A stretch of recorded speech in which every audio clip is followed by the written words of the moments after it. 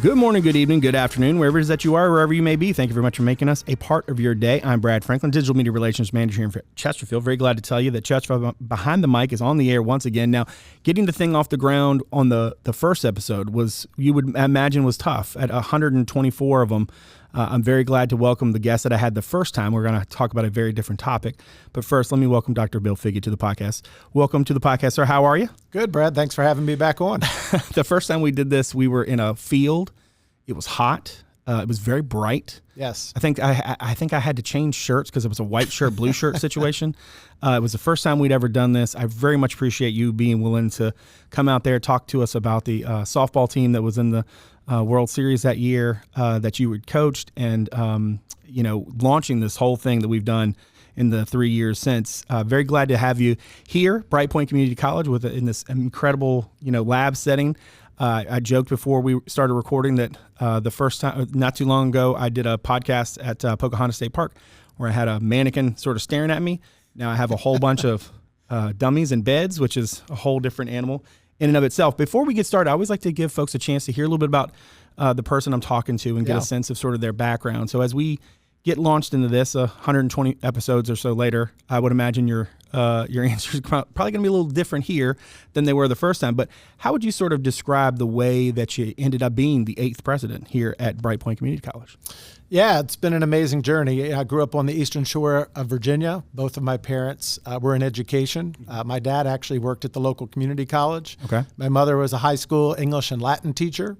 I wanted to go follow more of my mother's footsteps and do the teaching. Yeah. I went to Longwood University where I was going to study political science. Okay. And go back to the Eastern Shore, teach high school government, coach baseball and basketball, and live happily ever after. I got cut from the baseball team, first day of classes, true story. And I met Nancy Haga, my mentor, who I'm still very close to. She's sick now, but still visit with her. And she provided me an opportunity to join her speech team 3 weeks into Longwood. I then, 5 years later, had a degree in communications. Okay. Called Doc Haga and said, Doc, I don't know what I'm going to do with this major. I need a job. What can you do? Do you know anything? And she said, here's what you're going to do. This is the kind of mentor she was. She said, this is what you're going to do. You're going to come back to Longwood. You're going to teach speech classes. You're going to coach the speech team. I don't want to do that anymore. I can't pay you much. You can live in my basement. Okay. So here I was, 22 years old, teaching college level classes. Yeah. And now 29 years later, I'm now president of a community college. Yeah. She was the one that told me that I could do that job, Yeah. that I would be a college president one day.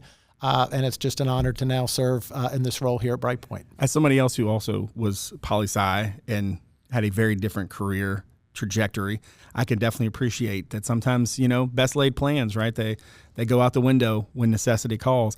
Now, in your role as president, I'm fond of saying that I like to start wide and drill down. But for once, I thought maybe I'd actually kind of do it in reverse. So how would you describe the role of the president here at Brightpoint? How do you see the way you fit into the larger picture here? Right. So we're one of the largest institutions in the Virginia Community College system. We're one of 23 colleges. So over the course of the year, we have about 12,000 credit students, about 4,000 non-credit students. We have hundreds of employees. And so essentially I'm the coach, to go back from, the first time I was on talking about coaching a team. I get to be the coach of an outstanding group of individuals. Right. My job is to focus on our mission and our vision. So our mission statement: provide quality educational opportunities that inspire student success and community vitality. Our vision, very simple: a success story for every student. Every student who comes here, how do we provide them the means for them to reach their goals? And when we focus on that success story, we're doing the good work here. We have a strategic plan. We're focused on our strategic goals, enrollment growth, helping students find their pathways to upward economic mobility. And so I get to lead the team focusing on those efforts. Right. You mentioned community vitality. I want to talk a little bit about sort of the role of the school in the community, because a part of the conversation I think we're going to have as we talk through some of the things here is just the role of community colleges in communities. And I'm just curious to sort of think about and talk a little bit about sort of the way that has changed, not just in the long term, but especially these last few years, because it definitely feels like, if you haven't been here in a while, come here, because it's a very different, we're here on the Chester campus. It's a very, it feels like there's a lot of change that has happened. How would you sort of describe that role that you see for Brightpoint in the community? Well, community is our middle name. Right. Literally. So 80% of the students who come to Brightpoint statistically stay here in Brightpoint's service area. So we are feeding our employers their future employees. And students can do a degree pathway that takes them directly to a 4-year institution and then perhaps come back to Chesterfield County in our service area. Right. Students can do an applied degree, go directly to work. Students can take a class to be promoted for upward economic mobility. Right. We encourage students, use us to get where you want to go. And I believe that students who are looking to pursue higher education, they can start at Brightpoint or any of the community colleges and be able to get where they want to go because we provide the pathways for that success. Right. Now, I believe I have this right, that there's like 80 different degree programs that you guys offer here. Is that That's close? correct. So Okay. it's degrees and certificates. Right. We have over 80 different programs, and that's just on the credit side. Right. And then we have another 30 types, and some of them interchange, right? So we have a certificate in early child care education as well as an associate degree. Right. So again, it's stackable credentials leading to the jobs, careers that students want to have. How would you kind of describe the way all of the various pieces sort of come together? What's the nexus of all of those, the way things work in the various sort of prongs, if you will? How would you kind of describe the way it all comes together? Yeah, so our job is to be sure we're offering the programs that are needed for people to get careers in our community. Right. So we know, especially Chesterfield County is growing significantly. One of the fastest growing counties, not only in Virginia, but in the entire country. Right. Many industries are coming here. Right. And so we get called a lot about how are you going to provide that future workforce. So again, we already have 80 degree programs, certificates. But if a company's coming that needs something new, we come to us and we can build it for you. Right. The pharmaceutical manufacturing cluster, it's about 5 years old now. Chesterfield, Petersburg area, Richmond, Petersburg corridor, Chesterfield right here. Right. 6 years ago, people said, I want to do pharmaceutical. There are no jobs here. Now there are jobs. Yeah, right. And so as new industry comes, we need to be sure we're providing the right training for people to be able to get those careers. And I can imagine, too, as you're sort of at the one hand, you're being mindful of maybe you have students who come here who are, I think the term is articulation agreements, right? Right. Which I'll get to in a hot second. But just the idea that like you're going to come here and maybe you have a goal of going to another institution. Yeah. But at the same time, you also have those folks who are going to come here and, you, like you said, work for, they're either getting this specific training, they're going for this specific reason. And the fact that you offer all of that, let's circle back to the articulation agreement. Explain to me what that actually is and how that process works. Sure. So again, we talk about pathways. What does a pathway for a student want to do? So pathway directly to a career, pathway to a 4-year institution that leads to a career. And so an articulation agreement is a pathway we have with our 4-year institutions around the Commonwealth of Virginia, where a student can get an associate degree and then be guaranteed admission into any of the public universities, colleges in Virginia, as well as many of the privates. And it also works for several out-of-state institutions as well. English 111 is the same as any English 111, whether you take it at Harvard or Brightpoint Community College. It's the same course. And so we encourage students when they're academically prepared, even in high school, to start taking whether dual enrollment or coming directly to college to take classes, because that will help them. If their pathway requires a 4-year degree, it'll help them get that head start. Yeah. One example, my daughter just graduated from Midlothian High School, 31 dual enrollment credits, all 31 going to her 4-year university of choice. She starts as a sophomore. She'll graduate in 3 years, ideally. and so therefore that'll save us about $30,000 as a family. That's about the going rate for in-state tuition at a 4-year institution. So again, it made sense for her academic progression to start at Brightpoint and then for her pathway to then go on to 4-year. Again, use us for where you want to go. We can help people get started and get where they want to go.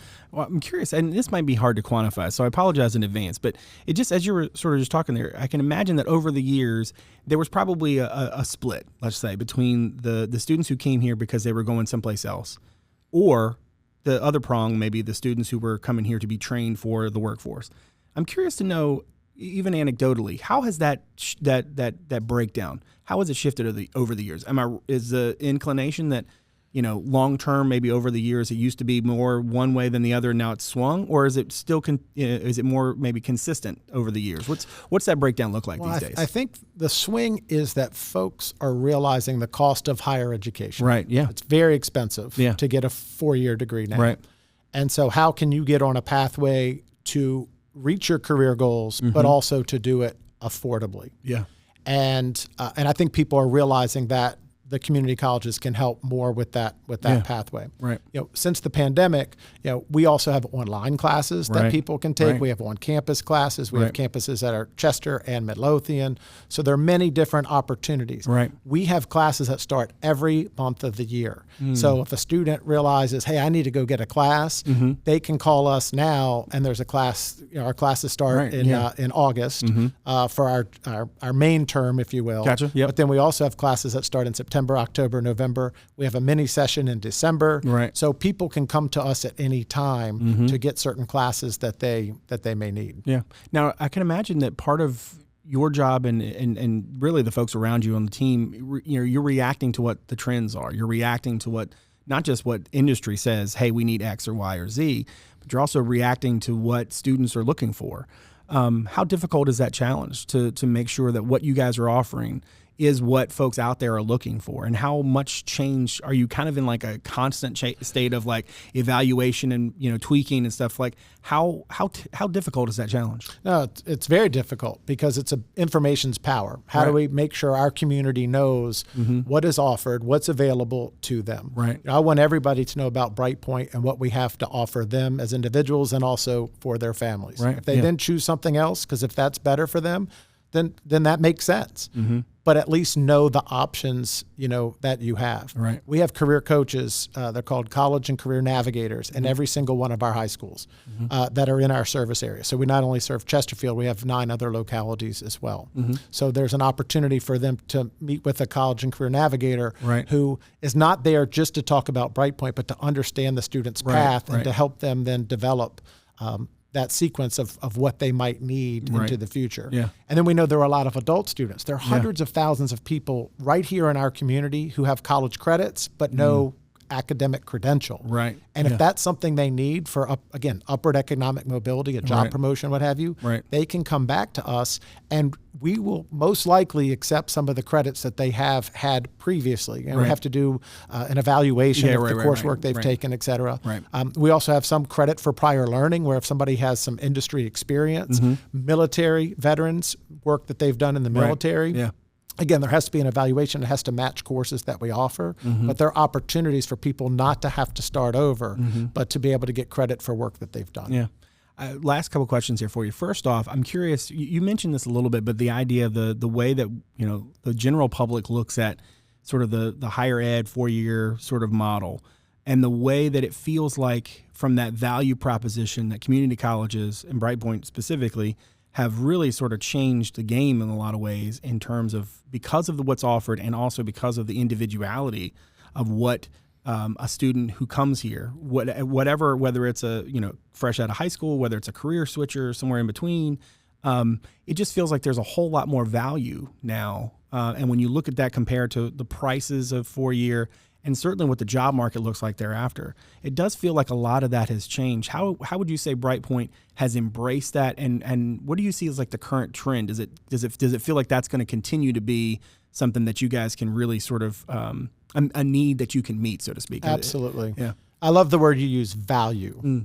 We're the lowest cost, but we also have very high value. I'd put our faculty among any faculty at any other institution. Right. They care genuinely for their students and their success. Our class sizes are small. So you won't have a class more than 40 students, and most are around 25 students. In areas like nursing here, we're preparing students to day one be able to go into a hospital or a doctor's office and be able to see patients and be able to work with them. Right. So we're really working to help them. So we provide that value. One thing I haven't talked about yet is our Community College Workforce Alliance, which is our workforce division. It's a partnership between Reynolds and Brightpoint. And that group works with fast track credentials, if you will. So most of their programs are 4 weeks to 15 weeks. Okay. We have a lot of funding available within Community College Workforce Alliance, as also on our academic credit programs as well. So there's so many different pathways, whether it's you're looking for a short-term credential or a full associate degree or anything in between. Right. And then as we talked about earlier, the articulation agreements, again, we can help students get where they want. I think in community colleges, we've always had that mantra. That's always been our mission and our vision to help with those pathways. Right. But even more so now with folks need to have some type of education beyond high school to get where they want to go. And the community colleges are a great route for them to start and to move forward in their career progression. Yeah. All right. Last one. I'll get you out here on this. As I, arrived today, you look around, everything, you can tell there's growth. You can tell there's so much opportunity here. What's the long-term sort of vision for Brightpoint? Is it another location? Is it an advancement of programs? I'm not asking you to break any news here or anything like that. I'm just curious to get sort of how you would describe sort of the long-term vision for Brightpoint. Our vision is to keep meeting the needs of the community. That's what we do. Yeah. So if somebody listening is an employer and you're struggling finding employees, we have a career center where you can put your jobs on our website so we can connect our students to the jobs that you have. There are so many opportunities for students here at Brightpoint, and that's what we're going to continue to foster. Yeah. This community is going to continue to grow. Whether people want it to or not, it's going to continue to grow. Right. New industries going to come in. New industries going to be created. Right. We're going to be right there with our community partners to provide the right training and the right skills, the right pathways for everybody listening to find the careers and the upward economic mobility that they hope to achieve. Well, Bill, thank you so much for hosting us here in Beacon Hall, for having coming back on the podcast 124 episodes later. Whole different topic. I challenge you in 120 some episodes to figure out a way to be on for a third one. You'll have like your own little wing of the podcast Hall of Fame. Happy to come back anytime. I love talking about my girls who I coached softball with. Yeah. Even happier to talk about Brightpoint Community College. Good deal. Thank you, sir. Really appreciate it. Thank you, Brad. All right. Make sure you check us out on social media. On Twitter, it's at Chesterfield VA. On Instagram, it's Chesterfield Virginia, one word. And on Facebook, you can check out our podcast page. Just search Chesterfield Behind the Mic. Now, make sure to follow or subscribe to the podcast on Apple Podcasts, Spotify, Google Podcasts, Overcast, or wherever it is that your shows are sold. And if you're so inclined to give us a rating or review, we greatly appreciate it.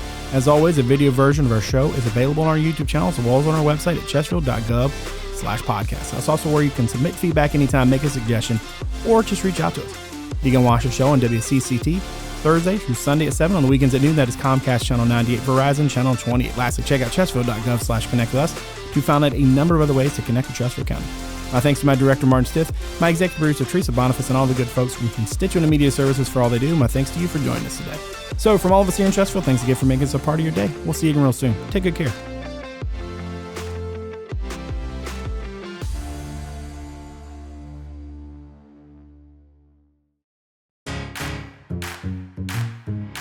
From blogs to podcasts. And I'm very glad to tell you that Chesterfield Behind the Mic is on the air once again. Weekly video segments and newsletters. Social media, the latest community news. And this is your Chesterfield News Minute for September 19th. How to get in touch, and everything in between.